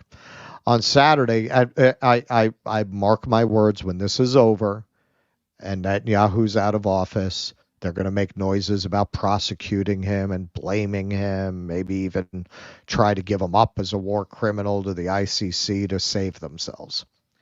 On Saturday, Gantz said that, along with the justified joy of the achievement, it should be remembered that all the challenges that Israel faces regarding the return of the other 120 hostages and the other security challenges remain as they were. Netanyahu, the country's longest-serving prime minister. That's pretty funny for a guy who doesn't represent Israel, being the longest-serving prime minister. How did that happen? I thought it was the only democracy in the Middle East. Right. Well, so how could that not reflect the will of the Israeli people? Has never accepted responsibility for the failures of October 7th. He has waved away calls for investigating security lapses that day, saying such questions should be examined after the war. Others have not waited. Hours before Gantz's speech on Sunday, Brigadier General Avi Rosenfeld, the head of the Israeli military's Gaza division at the time of the Hamas-led attack, announced he would resign from his position. I failed in my life's mission to protect the Gaza border community, said Rosenfeld.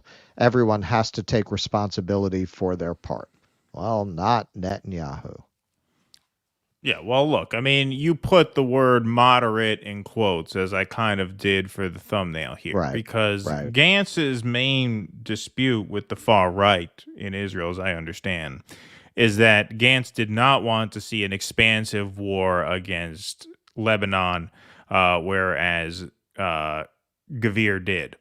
In terms of going in and leveling Gaza, there doesn't seem to be any real opposition to that. And you've seen a couple of policy think tanks put out pieces about, will this strengthen the quote-unquote far right in Israel, which unthinkably to us does not include Netanyahu. No, there's people to the right of Netanyahu. Yes. Will that this he kept embolden... out of the war cabinet. Exactly, yes.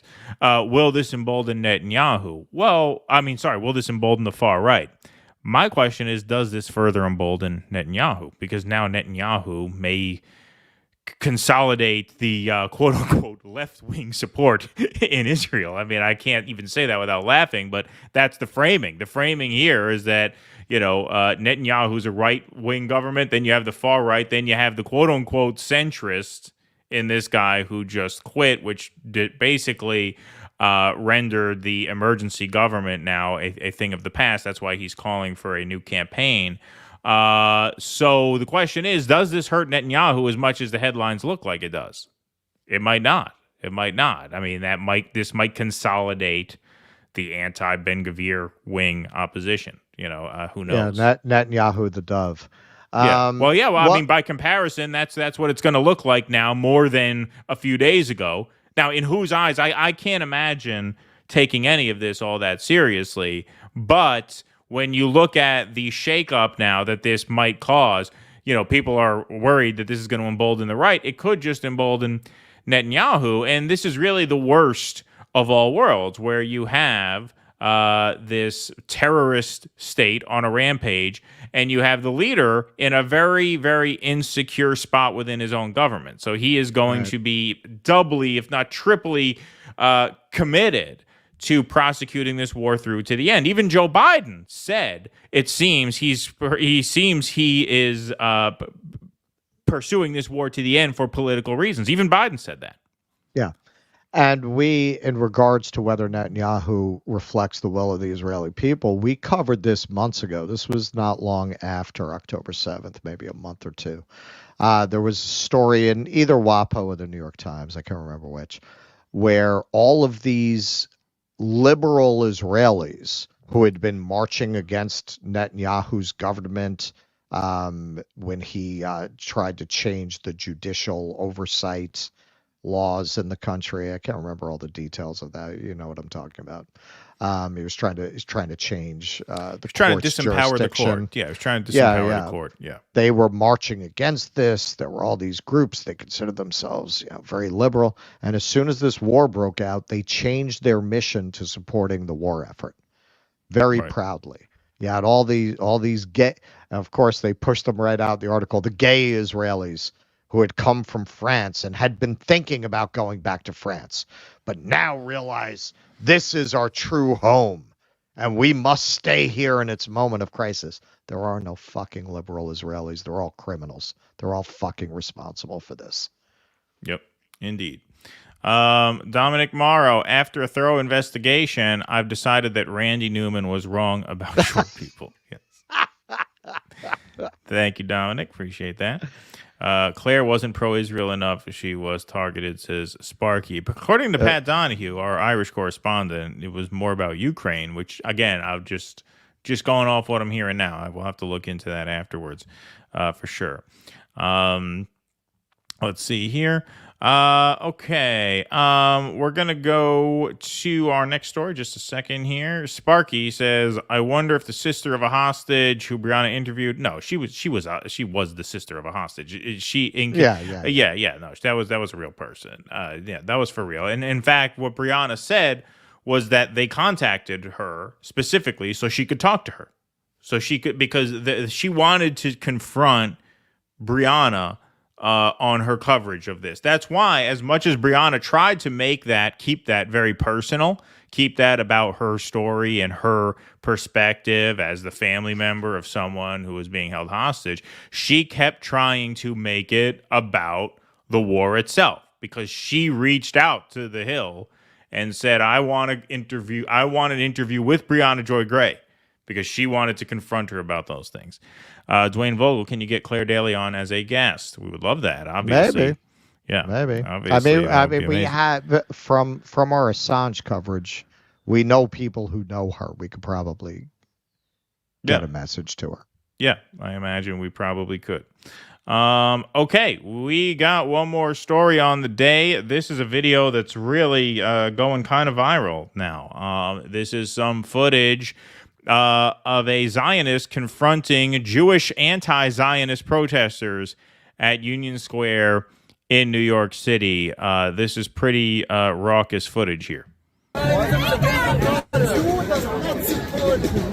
comes from Jew does not support genocide. Zionism is a political movement which is causing bloodshed. That's where our family is from. I'm from Israel. I love that. What are you talking about? That's where our family is from. I'm from Israel. It just shows who, and look, this is probably especially true of Israelis given their history, but this is kind of true of a lot of people, that they just can't possibly consider the "are we the baddies" question, right? Like, what do you mean? There's all this history. I'm from there. Because I'm from it. My family's from there. Therefore, that place's hands can't be dirty. Listen, in her defense, she does look very Middle Eastern. So you can really see she has deep roots in that region. Well, this is the irony, is you have her lecturing this guy about what it is to be Jewish. You know what I mean? This blonde woman pointing a finger in this guy's face, telling him you're not a Jew. She actually says that to him. Yeah, right. Exactly. Are we the baddies? You hold that flag. This is because the actions of the Zionist people, they are responsible. What are you talking about? That's our ancestors. We lived in a beautiful peace. We lived in a beautiful peace with Palestinian people for hundreds of years. How can you say that you're not a Jew? You're not a Jew. Oh my God. How could you say that? You're not a Jew. You hear what she responded to? This is so new. They haven't subtitled all this stuff yet because it's a little hard to hear because there's a loud space. But he says, we lived in peace with the Palestinian people in beautiful peace for hundreds of years. And she says, how could you say that? Not understanding that, Israel's only 75 years old. So what this guy's saying is that before Israel, Jews and Arabs lived in relative peace. Until the Zionists came. Exactly. And the Zionists... I've talked to and she's these saying, guys, how could you say that? How could you say that? As if Israel's been there for hundreds of years, in its modern incarnate. Of course, according to these people, it's always been Israel, right? But and then you see the Zionist answer to this is that it had been colonized by the Ottoman Empire, and again, whenever they make these arguments, they just give up the game. So it was colonized by others. Right. So now it's being colonized by you, so that's okay because it was done before. So because these people were colonized and didn't have their independence, fuck them anyway. Like, what are you arguing? Because the Turks imposed rule on them, that it's okay that you do that. Right. This is what I keep saying. When you really push them, they'll bring up the Native Americans. Really. Right. So that's that's how you want Israel perceived, as being equivalent to the white settlers that wiped out the Native Americans. And it seems like their argument comes down to, why does everybody else get to commit genocide? Right. We're the only ones. That's very anti-Semitic. Only Jews can't commit a genocide. Yeah, exactly. That's exactly what it is. When Zionism came in, they caused bloodshed. They caused rivers of bloodshed. How can you say that you're Jewish? How can you cheat your own people? Israel's responsible for 75 years of tragic bloodshed. That's what she's saying. How could you say this? She's pointing to his sign. Who is a Jew? We're Jews. He was against Judaism. We're all Jews here. Recognize this guy coming up? Because they believe in God. Jewish, I'm standing it. I don't want that.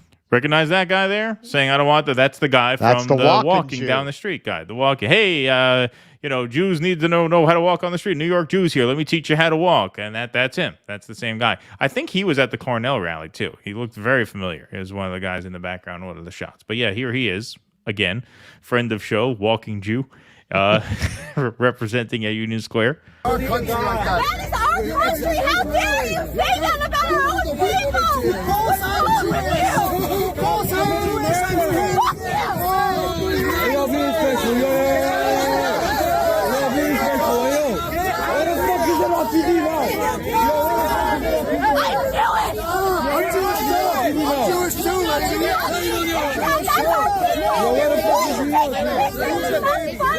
yourself in this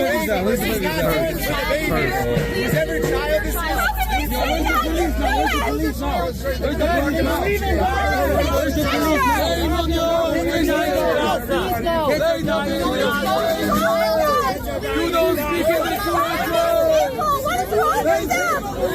you guys like this? Jew is not the genocide. This is not what Jews are.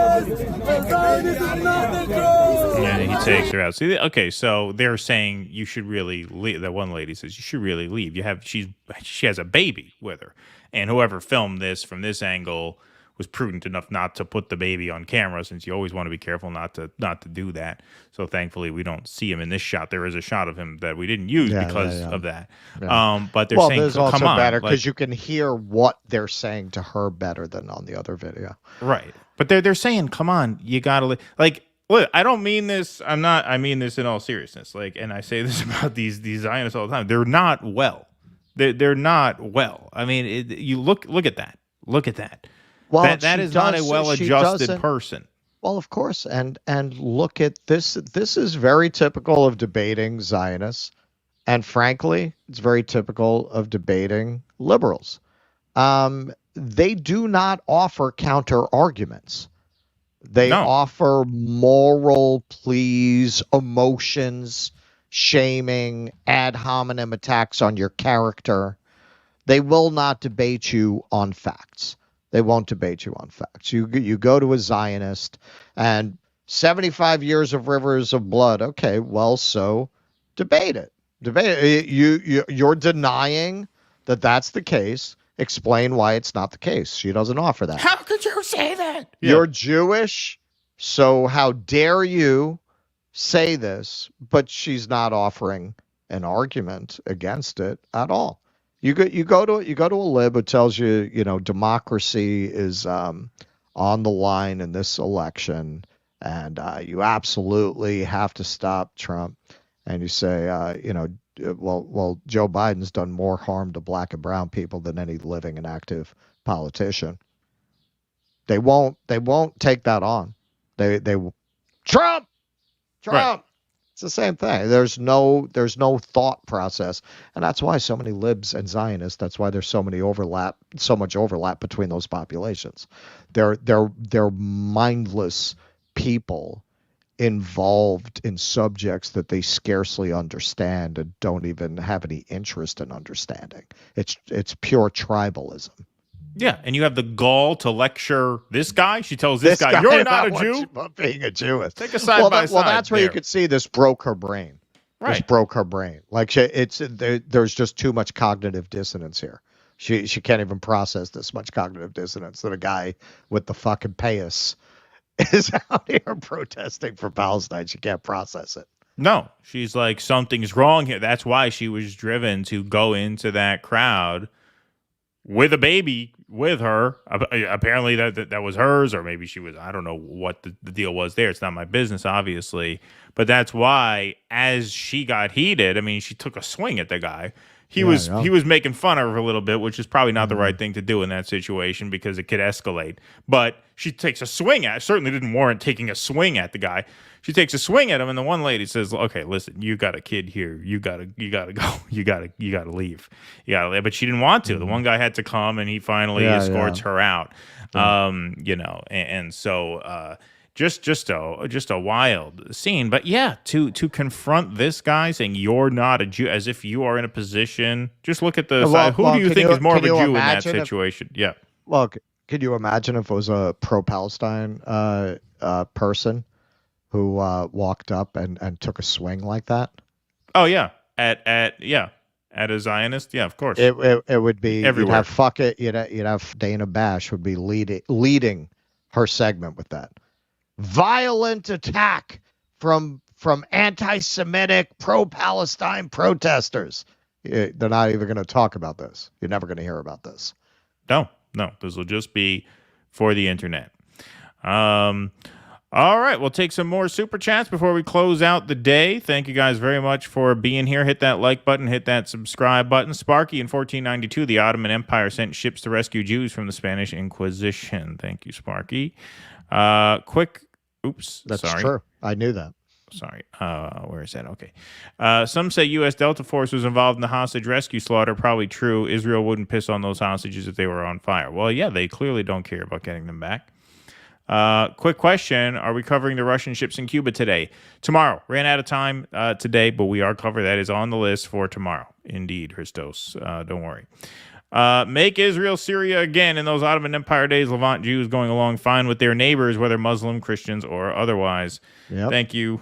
Yep. Well, when I went and covered a Colombia protest early on, before it became such a thing, some of these guys were there, not these specific guys, and they were saying they visited Iran. They say it's fine. They don't have a problem with Jews. They have a problem with Zionists. Right. If you're not Zionist, you can go there looking like this. It's not a problem. Yep. Well, that was the Ari Shafir, Howie Mandel thing, right? He said that to him too. And Howie Mandel couldn't believe it.